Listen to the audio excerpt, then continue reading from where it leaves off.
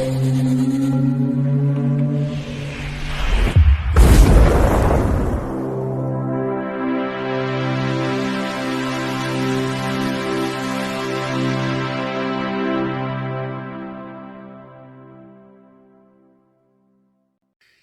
Bayek, it's me Ian. And in today's video we're going to look at this. This is Berserk from 1967. This is one of those films I picked up in the indicator sale, and oh wow, what a fascinating film this is. It's counted as a horror thriller film, but the horror is very little, really. There is one scene in that. I wouldn't really count it in that sense. It's 96 minutes long. Rotten Tomatoes give it 38%, which is quite low. And as we know with critics, times change. But I think I can see why there's certain critical issues maybe with this film. But there we are. That's how it is. Now, it's written by Herman Cohen and Aaron Kendall. And they're both much of a writing team. Herman Cohen, who produced this as well, was this wonderful American B-movie producer. Things like, this was in the 50s. I Was a Teenage Werewolf, 1957. I Was a Teenage Frankenstein, 1957. You get the gist of all these kind of films. Also, Black Zoo, 1963, which is an interesting horror film, and a film that I really enjoyed, Craze, 1974, Jack Palance. There we are. And then, as I say, Aben Kendall, he worked with him all the time. He also directed Trog, 1970, which was Joan Crawford's last film before she retired. Yes. Now, it's directed by Jim O'Connolly. He's sort of a low-budget kind of producer, assistant, associate producer, all that kind of thing. Well known for these B movies. Edgar Wallace Mysteries. Yeah, there was a whole series of them. He did direct a horror film called Tower of Evil, 1972. So there we are. Then the film, the headlines, of course, is Joan Crawford. Amazing golden era actress. She plays Monica Rivers in this. She goes right back to the 1920s in the silent era films. She was a dancer, and she was known as one of the flapper girls in the 1920s. It really epitomizes all that we know. And I mean, I learned so much actually just researching about her, which I found really interesting. 1930s, she transforms quite well into the talking films, gets a lot of roles, seen as somebody as an aspiring woman looking to better herself. Brilliant in these roles, a lot of romance kind of things, but brilliantly, she epitomized that wonderful Hollywood stardom that we all that people looked at and looked up to in many ways as well. But by the 1930s, end of 1930s, a career was in decline. And then, suddenly, a film called Mildred Pierce from 1945 really brought her right back into the limelight. It's a brilliant film. It's a film noir film. Film noir was really taking off in America, and it really transformed a lot of wonderful actors and actresses in this film sort of genre. And she's great. I always play these femme fatale characters, strong women as well. Very good characters that we see. Then she sort of made a career, carried on quite well, but She really made a big comeback in the 1960s film Whatever Happened to Baby Jane. That's from 1962. Wonderful film. I absolutely love this film. And of course, she's with another Hollywood icon, Bette Davis, who both had similar careers. They both come from that background of Hollywood stardom and then kind of transformed into later years doing roles like Bette Davis did. And it's wonderful to see. A bit of trivia. She came over, obviously, into the UK to do a series of films. Alas, this is a penultimate film before she retired. The last film was actually Trog, 1970, which was directed by Avon Candell, who I mentioned earlier as one of the co-writers. But I didn't know that she appeared in one of the pilot episodes of a film that was put together of a series called Night Gallery. This was a wonderful series. In a way, it followed like Rod Serling's Twilight Zone. And what is interesting is she was in this episode called Eyes, and it was directed by Steven Spielberg. So Steven Spielberg directed a Hollywood legend. Wow. It must have been a very early job that he did. And I know it's certainly before he did Duel, the feature film. So that's just an interesting bit of just putting. Then we've got Ty Hardin playing Frank Hawkins. He was well known for, in America, a TV series called Bronco, 1958 to 1962, which was one of those westerns that they loved in America. He did well in that. He was in some feature films. I noticed Battle of the Bulge, 1965. He was in an Italian spaghetti western, Drummer of Vengeance, 1971. Then later, The Zoo Gang, 1985. So interesting. Then we've got, well, she's a very interesting actress, a British one, Diana Dawes, Matilda, the blonde bombshell. Was she Marilyn? She had a very interesting career. Again, the more you look at Diana Dawes, it's just another fascinating story. Her career, I think, really more when she been to Hollywood and came back to this country, is how we see her now.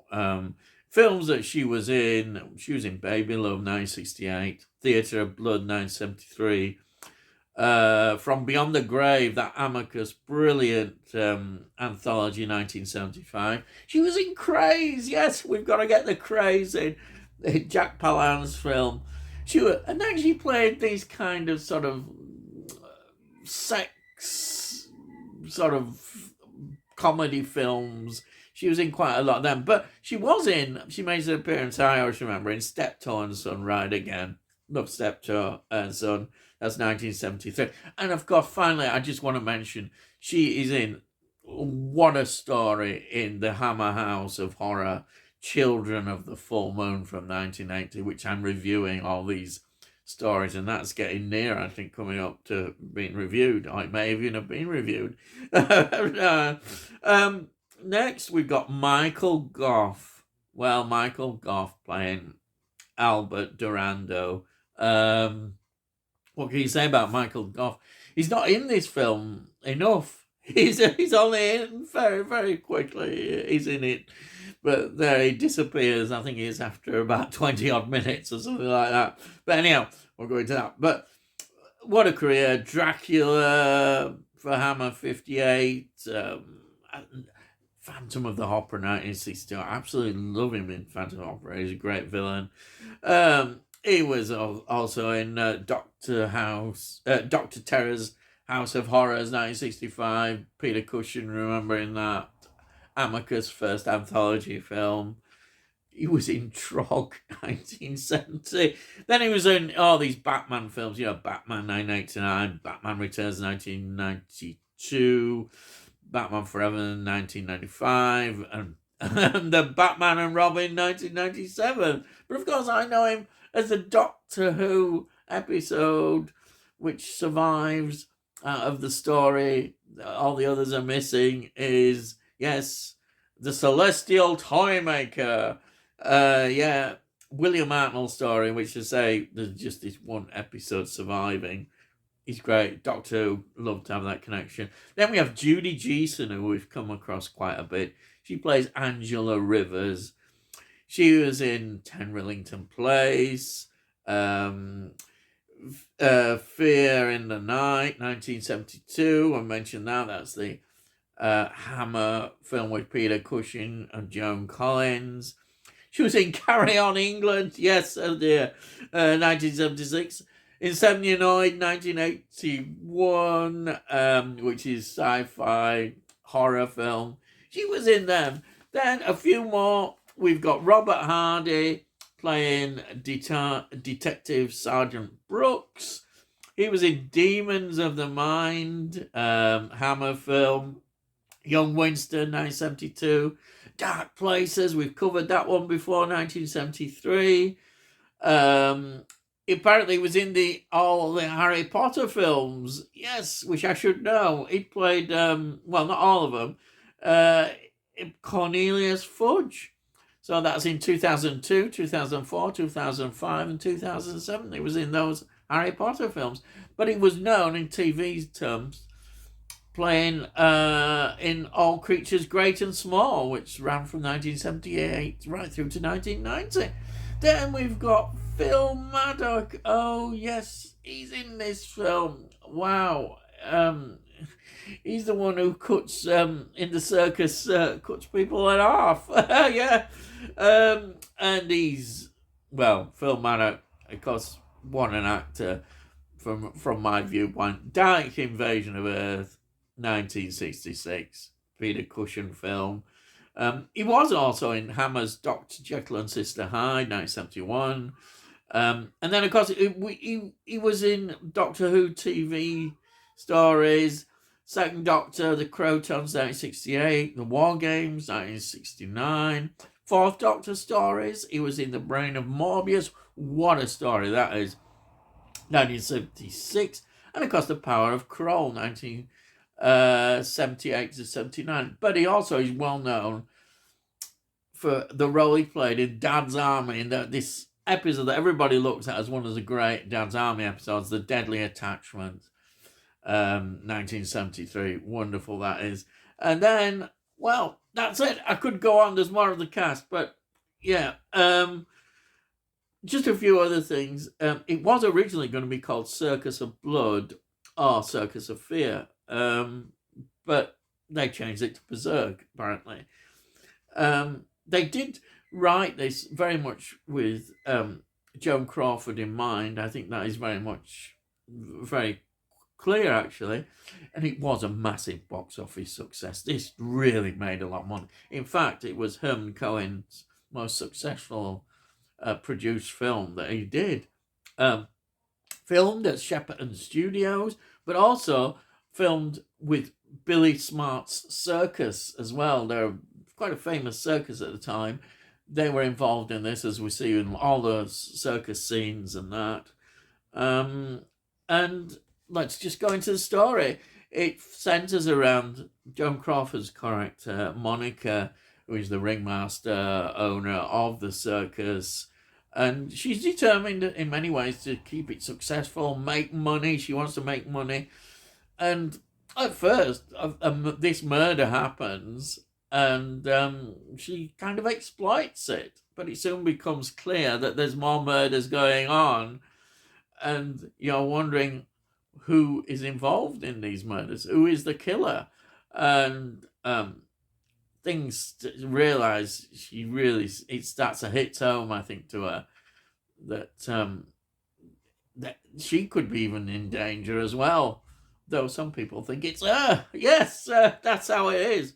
And so you're going, who is the one that's doing all these murders? And that's what the film is about, essentially. Now, all I can say is that Joan Crawford dominates the film. She she's still beautiful. She's still a beautiful looking woman. She's so strong and wonderful the way she plays this. It's a real treat watching her. It really is, because knowing that she's a Hollywood legend and seeing her like this is fantastic. I think if she wasn't the actress that we know, this film would fall at certain areas, unfortunately. Obviously nowadays this sort of film will never be made, and you can see why. Even in the film you see some, like the lions and the way the animals are. We don't have animals anymore in circuses, and you can see why. There's that element of cruelty that you can see already there. The audiences did love it. I never was actually a big fan of circuses, I have to say that. But circus films always kind of interested me, and that we've seen a few. So I think the film sometimes drags in places that we get it concentrating a lot on the circus acts and less of the tension should be really cranking up, and sometimes that tension is just not there, and that's in the direction. The reveal, who is the killer, is good, I think, yeah. Though I suppose you could have worked it out in many ways, but that is excellent. I could have done with more horror. We just get there's one scene that is quite horrific, but we don't get that. So therefore, that loses the shock value of the film, which is sad, isn't it? We don't get that shock value, which we should do. And overall, I think that I mean, it's a film I'm really happy to have in the collection and will watch again, definitely, because I can just watch Joan Crawford.